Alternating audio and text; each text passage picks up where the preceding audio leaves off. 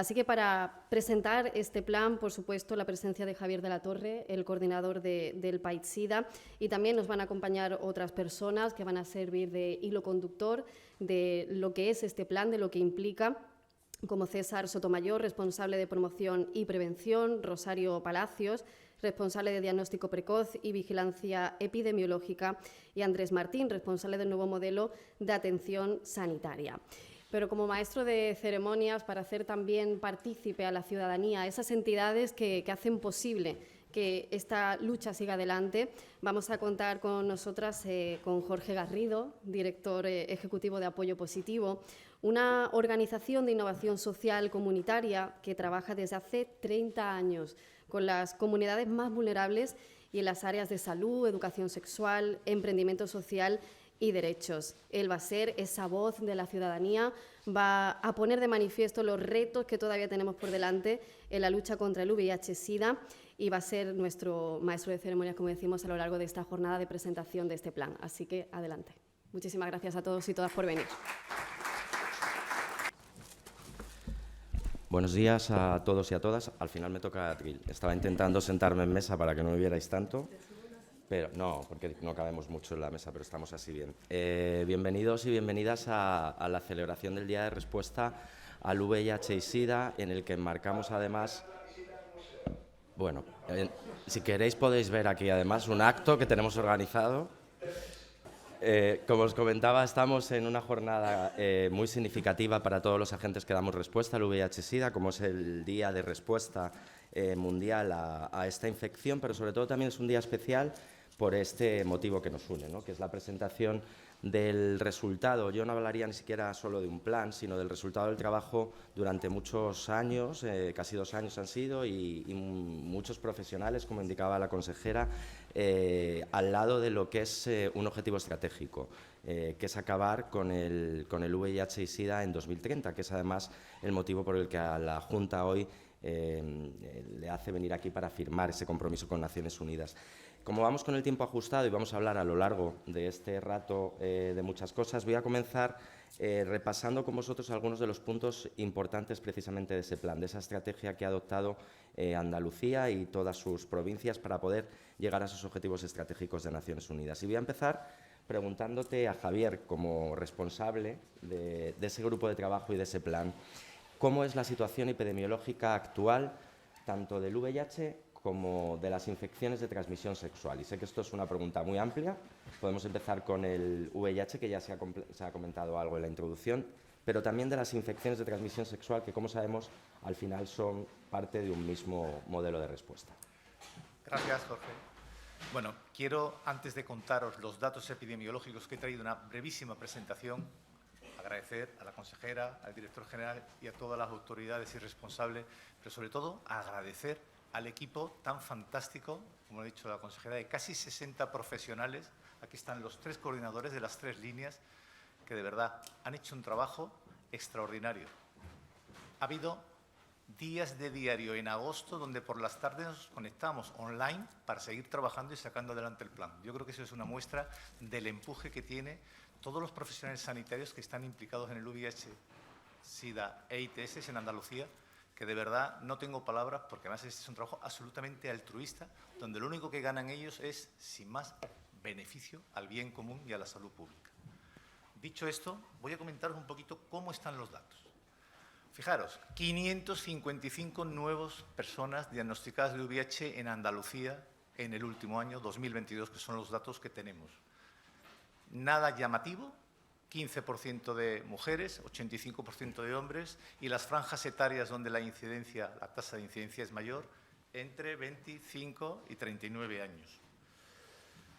Pero esta es la gráfica que yo sí me ha gustado y lo ha comentado la consejera parcialmente. Fijaros, los 2 años de la pandemia COVID son años donde, es una frase del Ministerio que a mí me gusta, los sistemas sanitarios y de salud pública estuvieron tensionados y son datos, entre comillas, no fiables del todo, con lo cual yo pongo en duda que esos sean verdaderos datos reales. Pero lo que sí es seguro es que este año hemos tenido 555. Si nos vamos a 2019, es una bajada de 100 casos, y si nos vamos a 2015, 2013, es una bajada de cerca de 300, 200 y pico casos. yo creo que se está viendo ya una pendiente descendente de nuevos casos de VIH y eso nos tiene que llevar a, estamos haciendo cosas bien, pero tenemos que seguir mejorando, tenemos que seguir avanzando en esta línea. Por provincias se ha comentado también el VIH, fundamentalmente los nuevos casos, zona de costa, zonas cosmopolitas, grandes centros urbanos, con esas incidencias más importantes en Sevilla, Málaga, Almería y Huelva, que son las zonas con las mayores tasas de incidencia. Pero bajan en todas. Esta es la buena noticia. Bajan más donde había más casos, Málaga, Almería, pero el descenso no es solo de una provincia o de dos. En todo Andalucía está bajando la incidencia de nuevos casos de VIH. ¿Qué mecanismo de transmisión es el más frecuente en estas personas que adquieren VIH en Andalucía? Transmisión sexual. El VIH hoy día es una infección de transmisión sexual y fundamentalmente en hombres que tienen sexo con hombres, que son 2/3 de los casos. Aquí pone un 45, pero tenemos un porcentaje muy importante donde este dato no está recogido. Y engancha con lo que decía nuestra consejera, el estigma. Hay mucha gente que todavía no quiere decir todo lo que tiene que ver con su infección. ¿De dónde vienen los pacientes? 2/3 españoles, 1/3 son extranjeros. Fijaros que hay provincias como Almería donde más del 50% de los nuevos casos son extranjeros. Fundamentalmente Sudamérica y África subsahariana son las dos zonas del mundo donde vienen más personas, son nacidas que se han diagnosticado nuevos casos de VIH. Y esta es quizá la que me apena más, la gráfica que no me gustaría contaros, pero es el diagnóstico tardío. Sabéis que el diagnóstico tardío son aquellos pacientes que diagnosticamos tarde, por debajo de 350 hasta de 4, que ya es una situación de riesgo. Estamos en el 49% y seguimos en el 49% desde hace 10 años. Para defender o ver un poquito de luz ante este dato, os diré que lo que sí es verdad es que cada vez recogemos el dato de diagnóstico tardío, los CD4, con más eficiencia. Hace 10 años solo se recogía en el 60 y tantos %. Hoy día se recoge en el 93,7%. Dicho de otra manera, es probable que hace 10 años, que no teníamos ese dato, la tasa de diagnóstico tardío estuviera por encima del 60 y tantos %, y hoy no es un consuelo, pero estamos en el 49%. También os diré que es exactamente clavado el dato que ha comentado el Ministerio de toda España. No estamos haciendo una cosa distinta. Pero sí es un tema que debemos de trabajar. Y aquí la clave, lo hablaremos ahora, va a ser testar, testar y testar. Cuanto más, mejor. Casos de SIDA. Seguimos descendiendo. De los años donde la pandemia era horrorosa y donde no teníamos tratamiento y eran cientos de casos, estamos en 96 nuevos casos de SIDA. Esto es un dato que yo creo que es positivo. Y sin más, ya pasaremos al plan cuando tú quieras, Jorge. Vemos cómo se va estabilizando y descendiendo poco a poco una pandemia como la del VIH y vemos, sin embargo, también una aparición, una proliferación de infecciones de transmisión sexual. Somos distintas partes dando respuesta a ese fenómeno. ¿Cuál es la razón de tener un plan? ¿Por qué este PAD-SIDA? Pues fijaros, yo os voy a poner aquí ya para que queden en pantalla las grandes líneas. La pandemia VIH ha cambiado, ha evolucionado, hay una circunstancia nueva y hay avances médicos. Y eso hace que las estrategias de abordaje se tengan que adaptar. Si me preguntaréis cuáles son los grandes cambios en la pandemia, pues fijaros, yo me acuerdo cuando yo empecé a ver pacientes con VIH-Sida, era una enfermedad hospitalaria y era una enfermedad donde manejábamos en planta y una mortalidad altísima. Hoy día esta es una patología que se ve fundamentalmente en consultas, una enfermedad de consultas externas, y esto requiere adaptarnos. Lo segundo, es una enfermedad que es una infección de transmisión sexual. Por eso el plan va junto con las ITS, con las infecciones de transmisión sexual. No puede ser de otra manera. Lo tercero es que el abordaje de esta patología ha cambiado porque las cohortes de nuestras personas con VIH ha cambiado. La mediana de edad en Andalucía es de más de 50 años.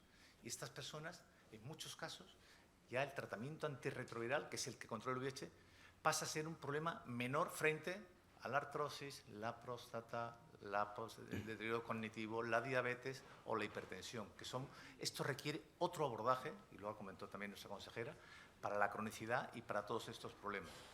Entonces, yo creo que esto requiere que los sistemas sanitarios y sociosanitarios se adapten a esta nueva realidad, buscando, porque por fin tenemos herramientas, como hemos dicho, para controlar esta pandemia. Tenemos herramientas para ver la luz al final. Entonces necesitamos trabajar con nuevas estrategias que vamos a hablar de ellas en promoción, en prevención, en diagnóstico precoz, en el manejo diario de las personas con VIH y con ITS y la lucha con el estigma, que no quiero en la misma línea que la consejera, que es clave para que nadie se sienta discriminado por tener el VIH.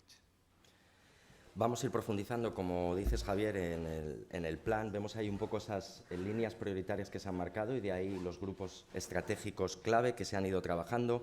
Antes de pasar a cada uno de esos grupos y comentarlos con sus responsables, sí me gustaría que rápidamente el resto de vosotros y vosotras nos pudierais dar como una pincelada sobre ese resumen de cómo está la situación de la salud sexual en Andalucía, brevemente, con unas palabras, y cuál creéis que es la mayor barrera precisamente para abordar factores como el diagnóstico tardío, como el retraso a lo mejor en el acceso a una prueba rápida, etcétera, etcétera. Rápidamente empezamos con Rosario, si quieres. Yo creo que una de las principales barreras es el estigma, precisamente, ¿no? Aquí el problema, los diagnósticos se hacen tardíamente muchas veces porque el propio paciente, muchos no tienen conciencia del riesgo sexual que han tenido y otros que, sabiéndolo, no se acercan precisamente por el estigma. Yo creo que eso retrasa y por eso el estigma cero debe ser el cuarto 90 que propone ya la OMS. Y luego yo creo que hay que facilitar claramente el acceso a las pruebas, ¿no? El cribar es básico, primero por el propio paciente y luego por la propia salud pública, ¿no? Pero yo creo que el estigma es una de las principales barreras. César, ¿cómo nos definirías brevemente esa situación y ese gran reto o grandes retos? Bueno, buenos días a todos, a autoridades, compañeros sociosanitarios, profesionales y un poco la situación como yo la veo, sobre todo lo que hemos comentado, ¿no? Yo creo que hemos pasado de un punto en donde la indetectabilidad y el estar con los CD4 bien no es la prioridad. Ahora hay otros problemas que tiene nuestra población, porque nuestra población es dinámica, ha cambiado en los enfoques, cómo se ve la sexualidad, también se ha modificado a lo largo del tiempo. Tenemos redes sociales, que eso también impacta mucho de cómo se enfrenta la sexualidad.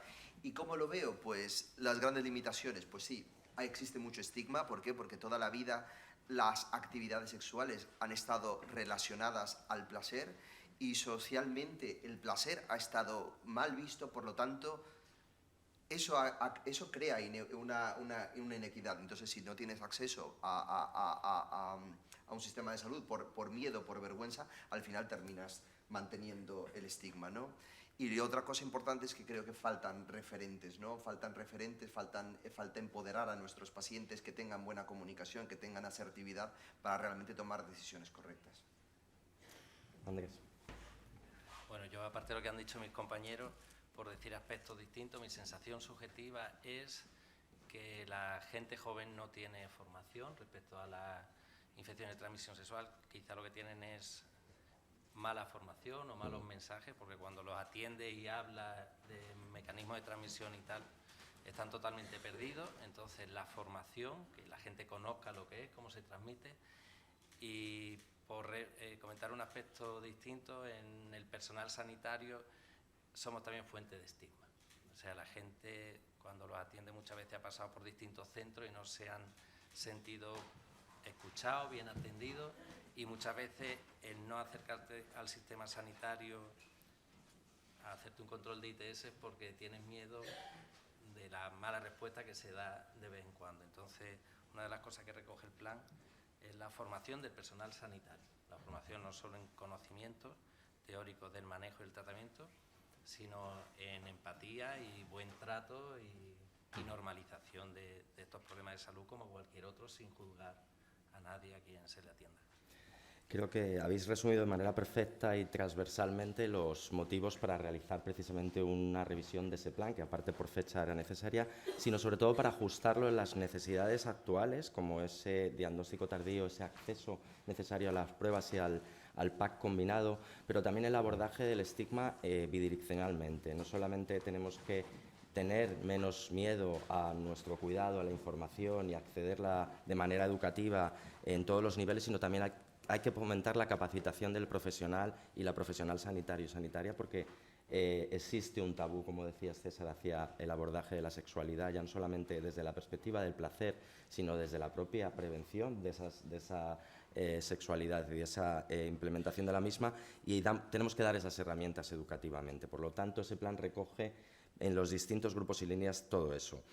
Voy precisamente con ese primer bloque que vamos a revisar, ese primer grupo de trabajo, que es el de la promoción de la salud sexual, y voy contigo, César. ¿Cómo podemos abordar precisamente ese tema de la promoción de la salud antes de que ocurran las cosas, antes de que ocurran las infecciones, y sobre todo también abordando el estigma, porque si lo vemos como una barrera en el acceso a la propia prevención, debe abordarse no cuando existe, ya está dentro del sistema, que también, pero también debemos incluirlo en esa promoción de la salud. ¿Qué se hace, qué se ha hecho y qué se va a hacer? Bueno, eso fue uno de los primeros planteamientos de saber que nuestros profesionales tampoco estaban formados. La sociedad iba mucho más adelante que nosotros. El tejido comunitario ya estaba empoderando, estaba haciendo pruebas, hablaba de una sexualidad sana, una sexualidad diversa. Y en algún momento nos enfrentamos con una manera de cambiar el modelo de cómo podemos abordar las ITS y el VIH es cambiando la forma o el enfoque. Entonces, necesitamos dar conocimiento. Las personas que, por fortuna, tenemos mayor experiencia en tanto competencias culturales, formación en ITS o en VIH, creo que es nuestra responsabilidad, tanto como profesionales y como sociedad, devolver. ¿Qué estamos haciendo? Pues formando. Nosotros hemos llevado a cabo ya sesiones de formación en diferentes centros de salud para que sea formador de formadores. Y de esa manera, pues también creo que es importante dotar, por ejemplo, de materia de salud sexual, ideología de género, orientación sexual, porque hay muchos profesionales que probablemente, que no es culpa de nadie, ha sido parte del proceso de la sociedad. Nuestros abuelos tenían otra percepción de cómo era la vida, cómo era la sexualidad. De hecho, hoy por hoy, puedo tener a lo mejor a alguien que pueda venir en contra si digo, pero hoy por hoy es dermatología y venereología, una especialidad médica, y venereología está asociado a Venus, al placer. Entonces, finalmente, todo eso, a lo largo de la historia, lo he dicho, está acompañado de un gran peso tanto moral y, por supuesto, también de muchos prejuicios. Por lo tanto, hay que romper esos tabúes. ¿Cómo se rompen? Educación. Nuestros jóvenes cada vez empiezan la vida sexual mucho más temprano. No tienen referentes. Da vergüenza hablar con los padres en torno a sexualidad. ¿En dónde lo busco? En Internet. ¿Quiénes son nuestros referentes? Mucho la pornografía. Y eso va desvirtuando cómo vamos viendo la sexualidad de niños. Si nosotros no empezamos a nivel desde un inicio, a nivel educativo, se crean alianzas en colegios, en instituciones, al final esto no va a cambiar. Entonces, ¿qué es lo que hemos hecho? Pues educar, formar y de esa manera sensibilizar cuáles son los problemas. Entonces, son nuestras líneas estratégicas, crear cursos, hablar sobre sexualidad, que la gente conozca que hay géneros diversos, que existe el no binario. Es que yo no creo en el no binario. Bueno, probablemente a lo mejor no lo creas, pero existen las personas transexuales. Y eso es importante. Si hay conocimiento y se visibilizan, entonces existen. Y los problemas, cuando existen, tienen soluciones. Yo creo que hay en este eje dos factores claves. Uno, por un lado, es precisamente el renombrar lo que es la sexualidad y no quedarnos solamente en lo que supone la erótica, que es lo que cuando oímos la palabra sexual a la mayor parte de la población del mundo le viene a la cabeza y pensamos en la erótica, lo que es las prácticas sexuales. La sexualidad es lo que nos hace a cada una de las personas que estamos aquí seres humanos. Nacemos como seres sexuados, tenemos una identidad, una orientación, una expresión de género, una orientación del deseo, orientación romántica, una serie de compuestos o partes de nuestro ser que combinados nos hacen socializarnos precisamente, no solamente tener esas prácticas sexuales, sino socializarnos. Y este nuevo plan, igual que las nuevas acciones que se hacen en promoción de la salud, como dice César, incluyen estos conceptos. Y desde la Junta y desde este plan se está apoyando no solamente que se incluyan dentro de los entornos sanitarios, sino también en espacios educativos. Y en segundo lugar, es importante marcar en este aspecto de la promoción de la salud que la salud es un campo integral, que no implica solamente la salud clínica, esas ITS, ese VIH, sino que implica también la salud psicológica y social. Y esto quiere decir que hay unos factores que son los determinantes sociales de salud. Seguro que esto suena mucho más a las personas que trabajáis dentro del sistema o en planes estratégicos, que si queremos abordar precisamente una prevención, una promoción de la salud, no podemos pasar por alto si una persona es española o es migrante, si una persona es de identidad cisexual o identidad transexual, si una persona tiene acceso al sistema sanitario o no lo tiene, porque todos esos factores condicionan que haya una infección por el VIH o una ITS. Vamos a seguir hablando no solamente de promoción de salud, sino también de algunos de los otros bloques incluidos como el diagnóstico precoz. Pero dentro de esos determinantes sociales de salud hay algunos como el uso o consumo de sustancias que están precisamente alterando quizá los nuevos diagnósticos, tanto no a lo mejor de VIH, que está controlado por otros factores, sino de infecciones de transmisión sexual y sobre todo están generando un problema de salud emocional bastante amplio en las personas que lo realizan, como es el caso, por ejemplo, del uso sexualizado de drogas o chemsex. ¿Cómo es tu visión, César, como además sanitario implicado en la respuesta a este fenómeno, y cómo lo veis también el resto de ponentes de la mesa, por si queréis comentar algo? Bueno, claramente el fenómeno chemsex lo veo, me preocupa porque se ha abierto una oportunidad en nuestro hospital para el manejo conjunto con el psiquiatra y vamos viendo, tendremos que analizar nuestros datos, pero vemos que detrás de un consumo problemático de chemsex hay una gran historia y hay mucha patología en la esfera de la salud mental. Hay mucha depresión, hay mucha ansiedad, hay mucha homofobia interiorizada, hay muchos aspectos que probablemente, claro, forma parte del problema, parte de la estructura de nuestra sanidad y parte de la sociedad. Por lo tanto, veo que es un problema que perpetúa tanto los nuevos diagnósticos de VIH, de ITS, de esas conductas también que pueden poner en alto riesgo la adquisición de ambas. Y la forma en cómo lo abordamos, pues creo que se tiene que abordar de manera multidisciplinar. Aquí no existe un protagonista, ¿no? Se tiene que pensar de una manera holística. ¿Qué creo? Pues en un modelo holístico de atención en la salud sexual, que incluya al equipo de salud mental de los hospitales o de los dispositivos. Tienen que estar también con nosotros los centros de adicciones. Tiene que estar, por supuesto, el tejido comunitario, que de hecho es que han ido adelante, están adelante de nosotros, por lo tanto tenemos que aprender de ellos. Tienen que estar implicada farmacia hospitalaria, tiene que estar implicada las urgencias. ¿Por qué? Porque es un motivo también de que algunos pacientes puedan llegar con una sobredosis y puedan llegar en coma al hospital. Necesitamos la implicación de un montón de actores para poder darle solución a este problema. Muchas gracias, creo que lo has descrito muy bien, el fenómeno global. No sé si queréis añadir algo concreto o alguna preocupación que tengáis con respecto a este tema o prioridad. Sí. Realmente el plan, que lo ha comentado muy bien César, pretende dos cosas, ya bajando al aspecto concreto. Por un lado, queremos dimensionar cómo es el fenómeno del chemsex. Se habla mucho de chemsex, pero no hay ninguna comunidad ni el Estado tiene datos específicos, concretos de cuál es la incidencia, la prevalencia de este fenómeno. Queremos hacer una gran encuesta con todos los profesionales y personas dedicados a este tema para hacer un dimensionamiento de cuánto y en qué zonas y con qué perfiles y en qué tipos de personas está apareciendo el fenómeno del chemsex. Y lo segundo, como bien decía César, se ha creado un grupo de personas, un grupo de expertos, es una subcomisión del plan donde vamos a intentar definir los circuitos contando con salud mental, adicciones, farmacia, tejido comunitario, para que el abordaje y el manejo del chemsex sea equitativo en toda Andalucía. No lo haga el hospital de tal sitio y en tal sitio no saben qué hacer con las personas que tienen consumo de sustancias, sino que queremos que esto sea abordado en toda Andalucía de una manera equitativa. ¿Más? Sí. No, yo solo quería hacer hincapié en la preocupación, ¿no? Yo creo que probablemente se hace más chemsex de lo que somos conscientes, o sea que lo estamos viendo ya y probablemente no vemos mucho existiendo. Por supuesto, lo del abordaje multidisciplinar, estoy de acuerdo con César.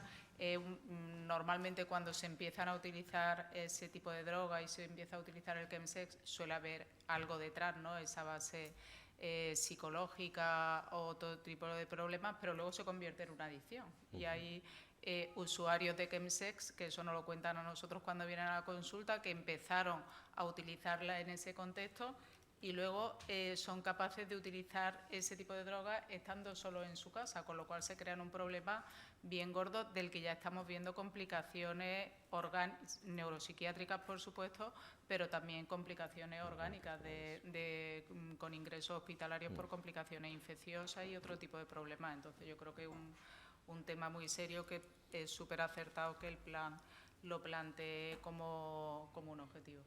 Sí, es una punta del iceberg de ese abordaje de la sexualidad que decías, César, que incluye demasiados factores y algunos condicionan demasiado, ¿no? En los casos que recibimos la mayoría de los espacios que damos respuesta al Chemsex, que suelen ser los más problemáticos, y coincido ahí, Rosario, contigo, nos encontramos esa adicción ya desarrollada, además en formatos como de patología dual, muchos de ellos, pero sobre todo lo que hemos analizado a nivel psicológico y psiquiátrico en nuestra cohorte más problemática es que lo que hay detrás de la mayoría de los casos son situaciones de LGTBI-fobia no procesada grave en la adolescencia, abusos sexuales graves en la adolescencia y un modelo precisamente que hacíamos referencia inicialmente, que ha condicionado el abordaje de la salud sexual y de la propia sexualidad a lo largo de años y nos ha condenado, junto con la pandemia del VIH-Sida, a tener miedo a nuestra propia orientación, a nuestra propia identidad y a nuestra sexualidad.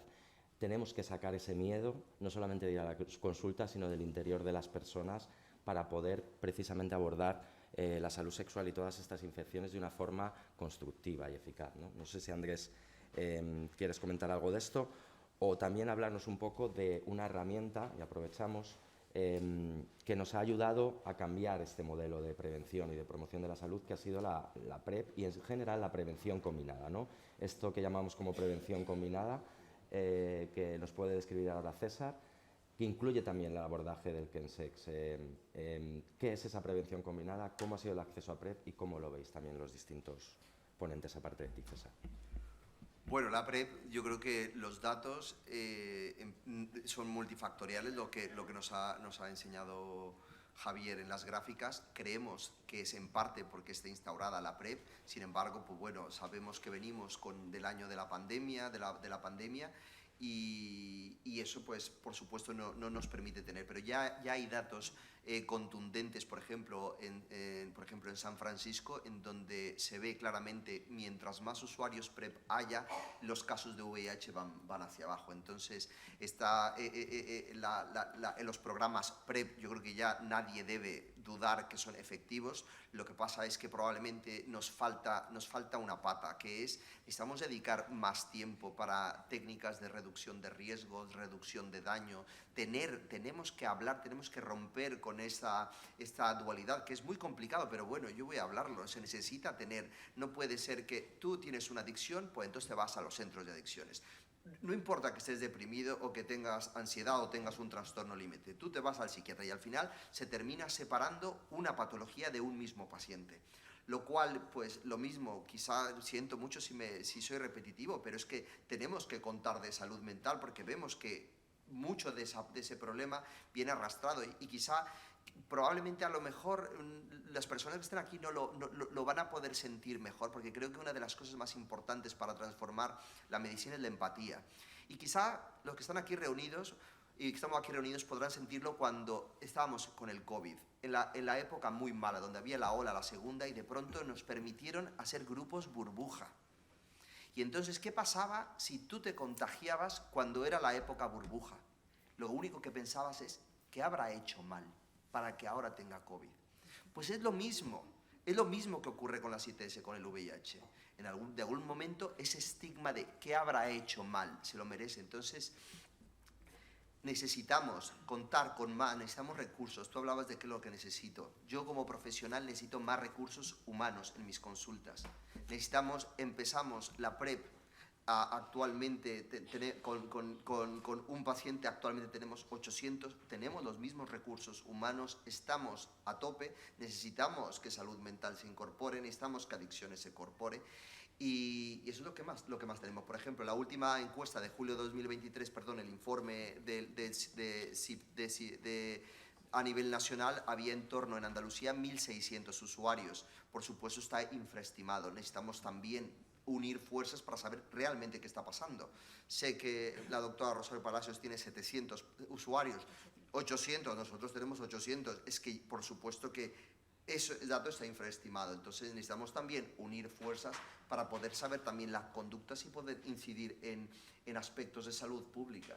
Sí, ahí yo quiero además incidir que precisamente el descenso que estamos viendo es gracias al trabajo que estáis realizando entre las unidades donde está funcionando desde un inicio fácilmente el acceso a la prevención combinada, concretamente a la PrEP, en Málaga y Sevilla. Málaga ha destacado con esa cohorte de PrEP, podemos decir, porque además Málaga había sido siempre la provincia con mayor número de infecciones, y ahí tenemos un indicador práctico y precisamente de esa colaboración estrecha entre la comunidad y los hospitales, porque hemos sido los recursos comunitarios concretamente el que hemos llamado a esa puerta cuando venía y no era fácil acceso, diciendo ya tenemos gente tomando PrEP alternativamente, comprándola en la web de manera ilegal, vamos a hacer esto bien, vamos a acercar a esos usuarios y usuarias a vuestros recursos y que tengan un acceso fácil.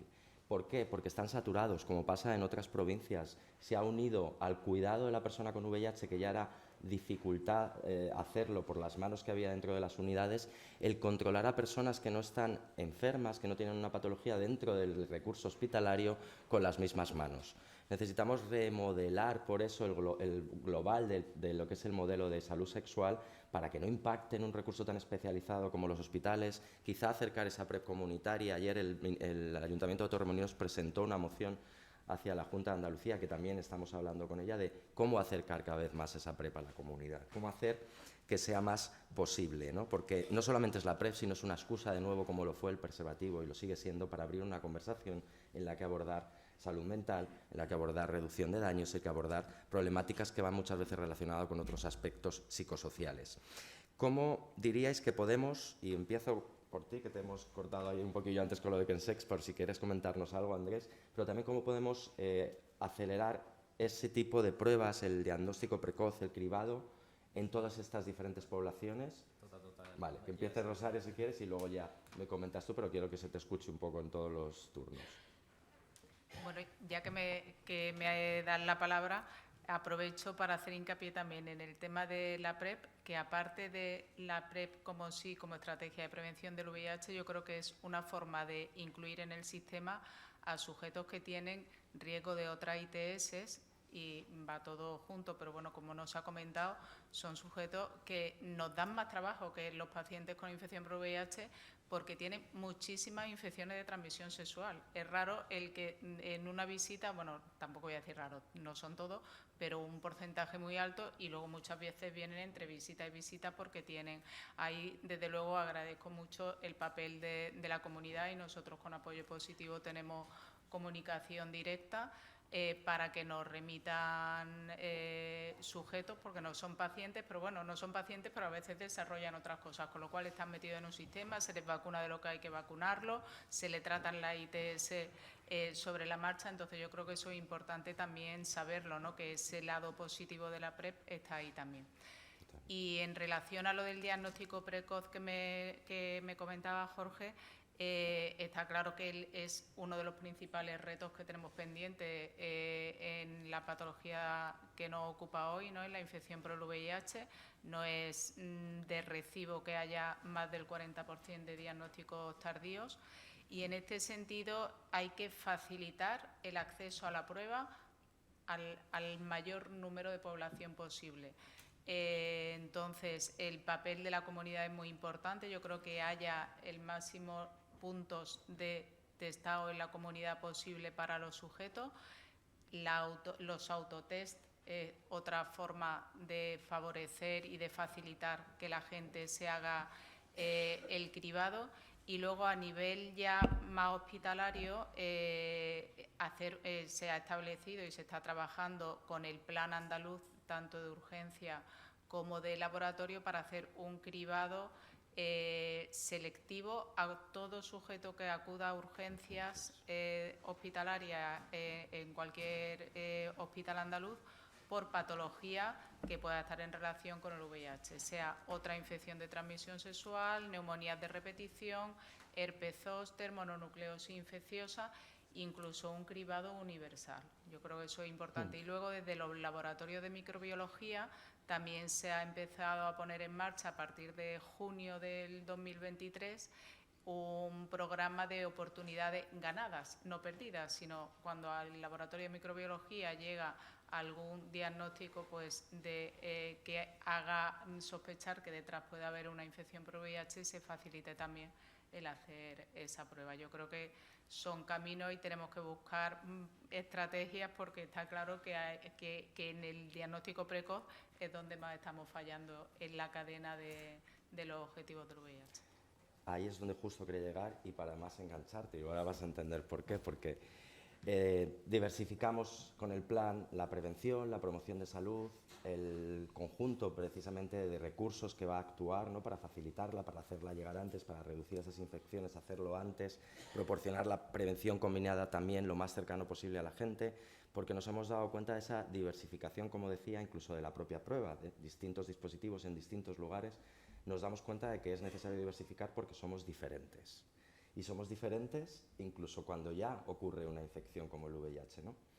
En España, ¿qué estamos haciendo precisamente ante eso? Ante el abordaje de la infección por VIH, ¿en qué perfiles? ¿Cómo es ese proyecto un poco National Policy que estamos llevando a cabo, que se ha hecho desde distintas instituciones, SEINGE-SIDA, SEISIDA, CESIDA, para concretar el modelo de atención óptimo a la persona con VIH?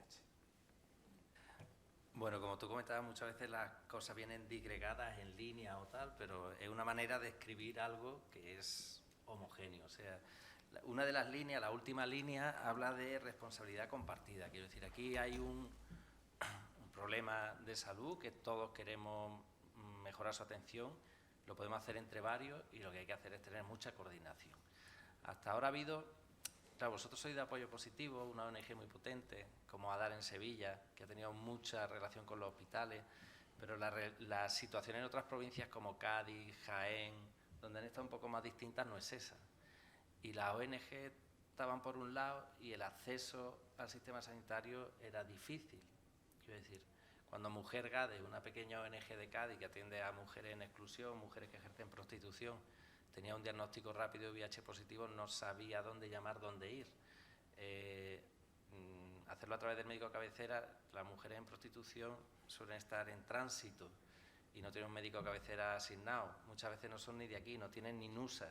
Entonces esa traba no puede existir y eso hay que romperlo. Entonces, uno de los objetivos de la mejora de la asistencia es que todos los que podemos llegar al diagnóstico de VIH de una persona, desde el centro comunitario, desde el hospital, desde donde sea, tengamos un contacto directo para que no se pierda el tiempo en papeles y logística, ¿no? Entonces la comunicación directa entre todos, pero no solo en las grandes ciudades donde esto está muy montado. También los de provincias tenemos que conseguir ese objetivo.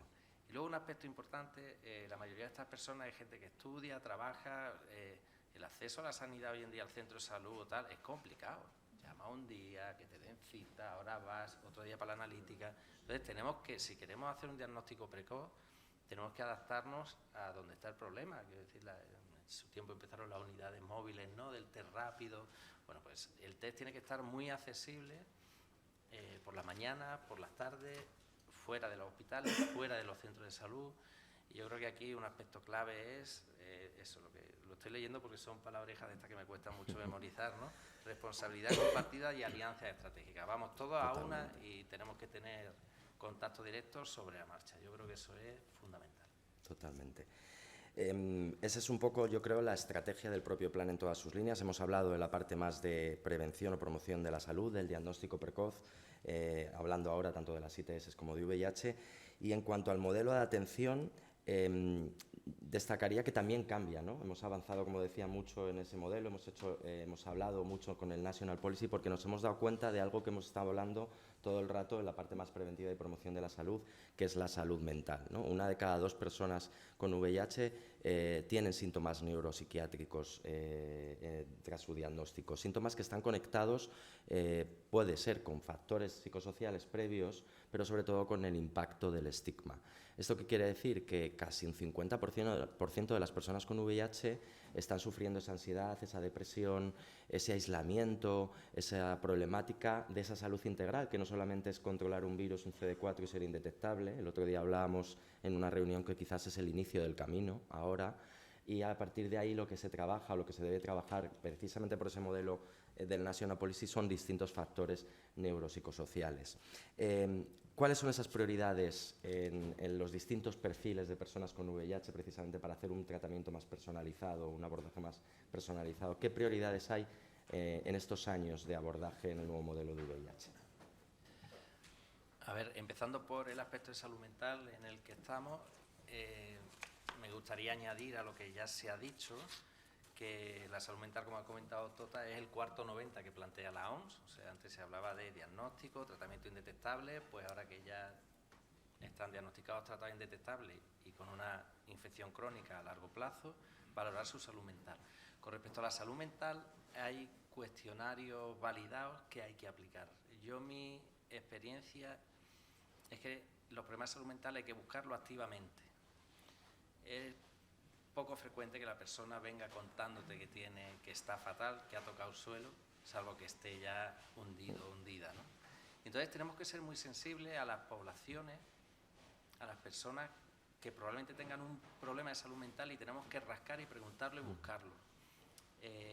Hay un grupo muy concreto, que son las mujeres que tienen ahora entre 55 y 70 años, que le infectó de VIH su pareja en la época de la heroína, porque era heroinómano, que además del VIH probablemente hayan pasado más cosas, como malos tratos, familias desestructuradas.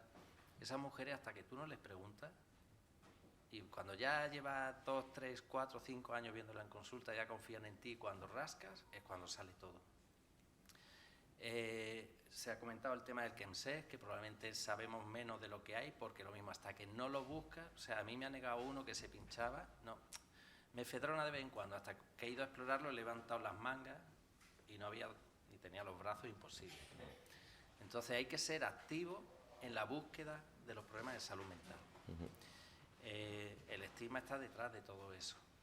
Eso con respecto a la salud mental. Con respecto a las otras cuestiones de salud, efectivamente las personas con infección por VIH van cumpliendo años, se van haciendo mayores, y es verdad que las enfermedades cardiovasculares, la diabetes, la osteoporosis, problemas neurocognitivos, se dan con más frecuencia, incluso a edades más tempranas, que en la población general.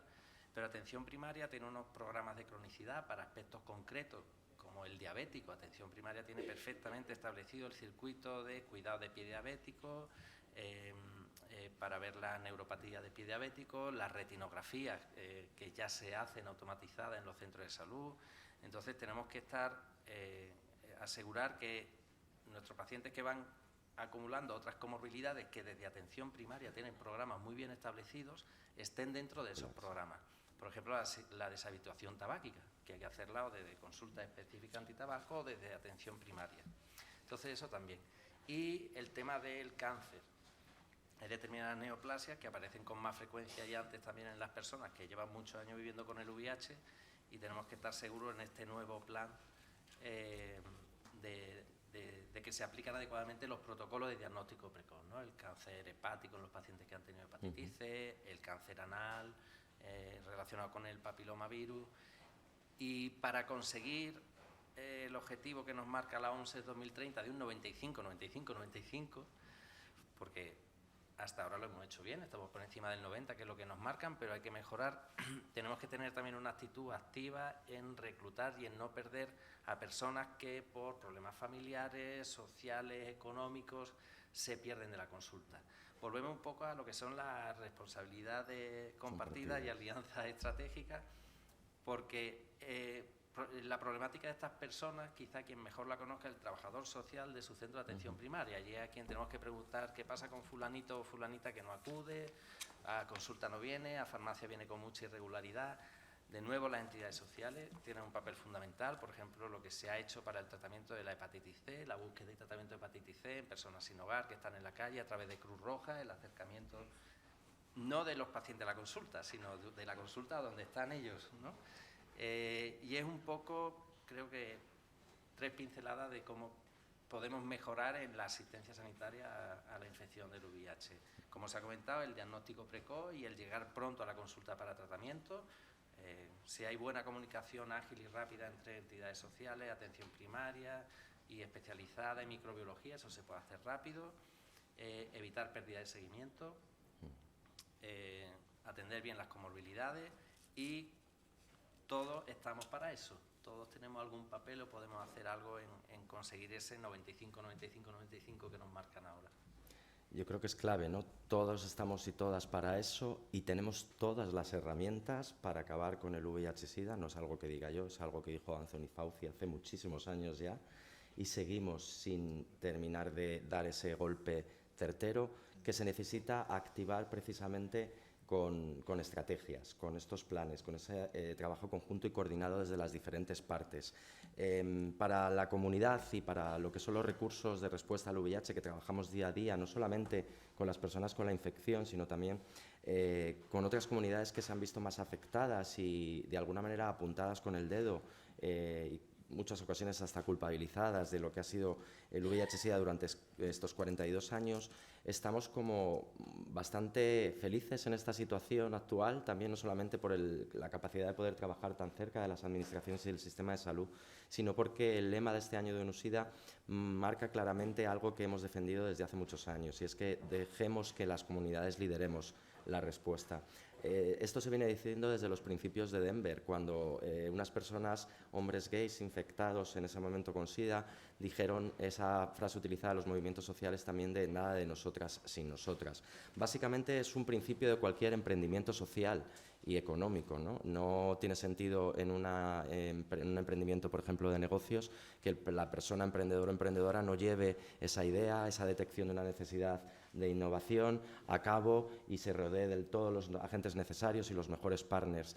Es lo que está sucediendo gracias al VIH en la propia salud y en el sistema de salud. La persona se pone en el centro gracias a historias y al aprendizaje y al ADN de respuesta al VIH y estos años de trabajo mano a mano con los sistemas de salud y la propia administración. Sin embargo, seguimos teniendo 10 casos de VIH al día en España, nuevos, lo cual sigue siendo un reto realmente en el contexto del continente, además en el que estamos, donde el resto de países tienen menos números de infecciones. Y llevamos trabajando, como decía, con todas esas herramientas, pero todavía nos quedan muchas cosas por hacer. Para que sea posible que la comunidad además lidere esa respuesta junto con el resto de agentes, necesitamos apoyo y reconocimiento. Y no solamente se trata en muchas ocasiones de recursos materiales o económicos, se trata de que las estructuras legales también nos permitan la realización de muchas de las cosas que hagamos, que seamos parte de ese circuito del sistema de salud, porque ya estamos teniendo médicos, psiquiatras, enfermeros, enfermeras y muchos profesionales sanitarios, o lo somos nosotras mismas, ejerciendo el trabajo desde un espacio diferente, desde donde se tienen que hacer las cosas para cambiarlas, desde donde está la innovación real ante las necesidades. Necesitamos esa protección y amparo estructural y también esos recursos, ¿no?, para poder llevar a cabo este plan, no solamente desde la Administración, sino localmente. Y necesitamos formar parte de la toma de decisiones y de los espacios compartidos, como estoy haciendo hoy aquí de manera simbólica, representando a tantas compañeras que llevan años trabajando en Málaga, como Asima y otros muchos recursos comunitarios, Adara en Sevilla, en nuestro caso también apoyo positivo aquí en Madrid, en Orense, en Cádiz y todas las entidades de la red de CESIDA. Y insistimos mucho que no solo se trata de tenernos en una foto ni tenernos solamente el Día Mundial, sino los 365 días del año chequeando todo ese trabajo, avanzando en acciones de manera conjunta y escucharnos, ¿no?, porque tenemos más verdad, esa solución a esas problemáticas que hemos planteado, de la que a veces se nos deja realizar. Necesitamos al final abordar nuestra salud integral y completa para abordar ese estigma, porque necesitamos curar ese estigma para acabar con el virus. No sé si queréis lanzar un último pensamiento corto de esta presentación, daros la enhorabuena por el trabajo, por todo este tiempo, por coordinar a tantas partes, y un último comentario que compartir quizá para la audiencia antes de irnos para el catering, que ya está preparado. Yo como último comentario igual que he dicho antes, para los que somos de provincia tenemos que conseguir que esto, vosotros, que todos lleguemos a la Alpujarra Granaína, al desierto de Taberna, a la Sierra de Grazalema. Tenemos que hacer, decimos que tenemos muchas cosas que hacer, pero una muy importante es que lo que ya sabemos que funciona y hacemos esté disponible en todos los sitios, ¿vale? Sobre todo las ITS, todos los centros de salud tienen que tener la formación y el material para poder atender las ITS. Esto que estoy diciendo que parece, no en todos los centros de salud hay cetriaxona para poner intramuscular, ni tienen los kits que necesita microbiología para hacer un diagnóstico adecuado de las ITS. Entonces, que todas estas buenas intenciones y buenos hechos sean homogéneos, universales en toda Andalucía. Que la uretritis en la Alpujarra se trate exactamente igual y tenga el mismo acceso que el que está al lado del Rocío o del Clínico o del Puerta del Mar, ¿no? Creo que eso es, y también el acceso a entidades sociales como vosotros. Afortunadamente funcionáis muy bien con lo telemático, pero bueno, creo que eso es algo que tenemos que conseguir, porque aquí estamos un poco sesgados y seleccionados los que estamos aquí, pero probablemente está poco o nada representada la gente de los pueblos y las lejanías. Permeabilidad con comunidad. César. Bueno, yo como resumen un poco eso, ¿no? El poner de manifiesto, en primer lugar, pues que ya no se llama el Plan Andaluz de VIH, ahora es Plan Andaluz de las ITS y el VIH, porque es que se comparten los factores de riesgo. Y ese es el primer paso, ¿no? Se ha cambiado ya un modelo, ya tiene nombre, y si tiene nombre, entonces ya hemos puesto el problema, ¿no?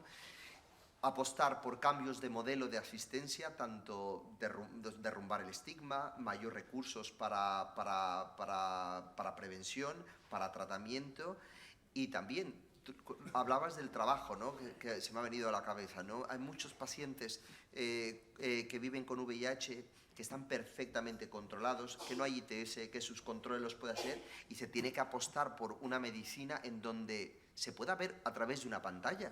Si yo lo único que te voy a decir es poca cosa, pues no me hagas mover de mi sitio. Tenemos que apostar por telemedicina en patologías crónicas para que tenga beneficio, porque si no, esas consultas se colapsan. Entonces, la telemedicina creo que forma parte, ¿no? Y para eso también se tiene que trabajar para sistemas de información que estén perfectamente. En materia de salud sexual existen en otros países, ¿no? Pero es mucho más violento a lo mejor tener que enseñar parte de tu cuerpo a una pantalla, ¿no? Pero existe y se tiene que trabajar en ello, ¿no? También de esa manera también quitamos el estigma, porque terminas quitando el hospital. Y el tema de la PrEP que pueda tener la comunidad me parece fantástico, pero nunca si no está vinculada al sistema de salud.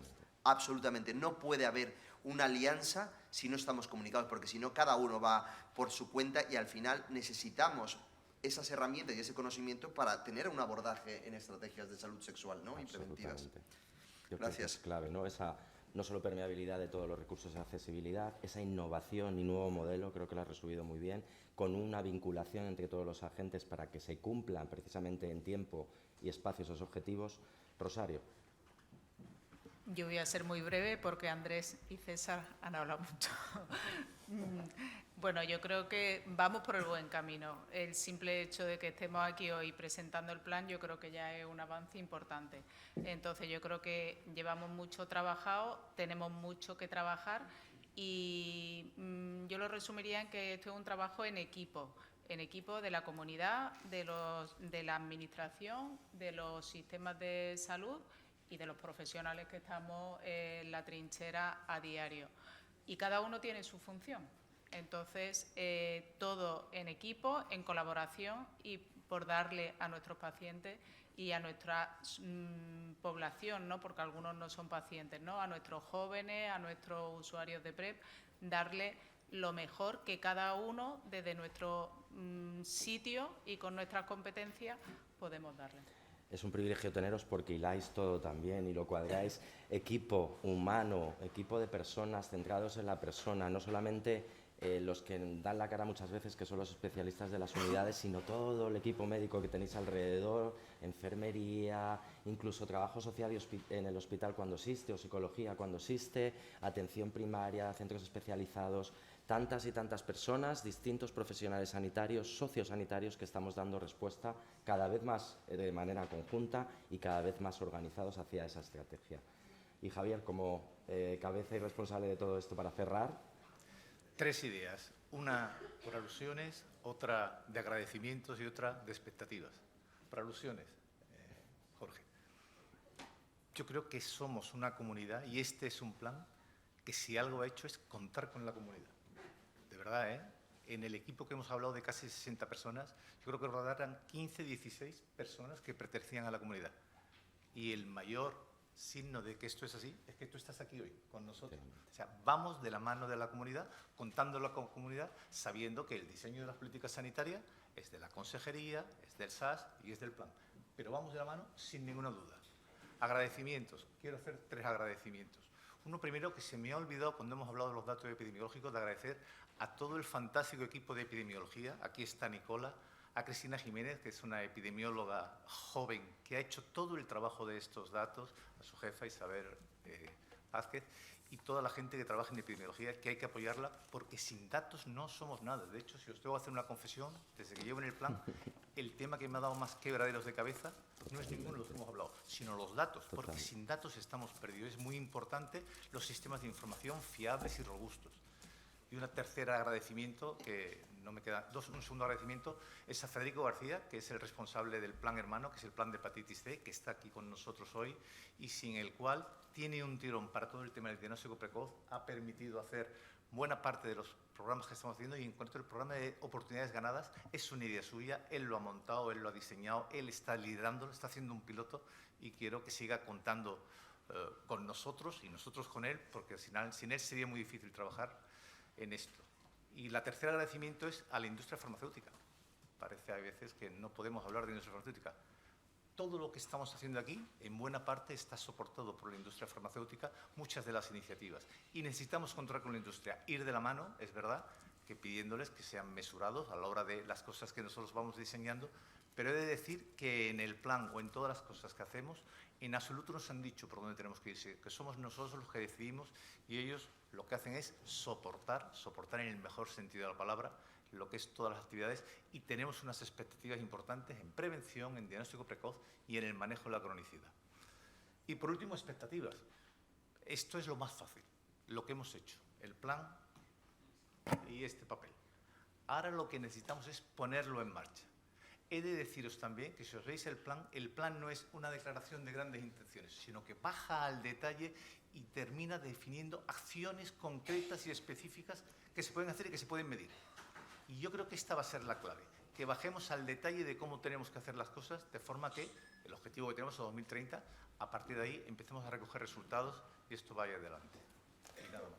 Pues muchas gracias a todos y a todas y, por supuesto, a vosotros 4 por acompañaros, por este gran trabajo, por dejar precisamente que estemos aquí quienes tenemos que estar para hablar de algo tan importante como es la respuesta al VIH-Sida, ITS y la salud sexual en Andalucía, que está siendo líder, no solamente firmando estas estrategias, sino con esos resultados y poniendo a todos los agentes, como decías, incluida la comunidad, en la mirada de este abordaje. Muchísimas gracias. Ahora seguiremos con la siguiente parte del acto, que es el catering y los premios posteriores de los póster. Y feliz día y reivindicativo Día Mundial de la Respuesta al VIH-Sida. Gracias.